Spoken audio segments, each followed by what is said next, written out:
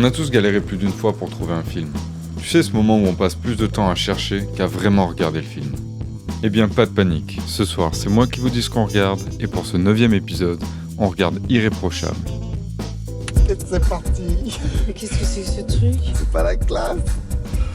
Irréprochable, c'est le premier film de Sébastien Marnier qui m'avait de suite attiré par son casting et son scénario assez sombre sous fond de drame social. L'histoire, c'est celle de Constance. Licenciée de son dernier travail et sans emploi depuis 1 an, elle revient dans sa ville natale quand elle apprend qu'un poste se libère dans son ancienne agence immobilière.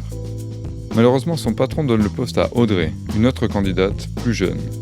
Mais Constance ne veut pas en rester là. Elle est alors prête à tout pour récupérer sa place qu'elle estime être la sienne.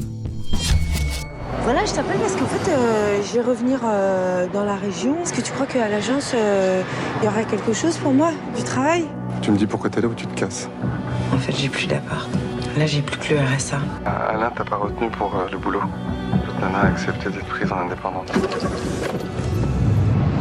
C'est une connerie d'avoir engagé cette fille, elle y connaît rien. La tension monte tout au long du film grâce à une ambiguïté terrible, celle d'un personnage psychologiquement dérangé, manipulateur et obsessionnel qui est persuadé d'agir dans son bon droit. L'interprétation de Marina Foïs est d'une justesse irréprochable, ce qui rend le film très réaliste.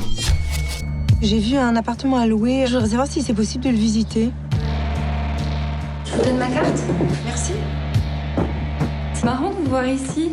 Moi, à votre âge, je rêvais que d'une chose, c'est de partir. T'es pas clair, Constance. Laisse-la tranquille.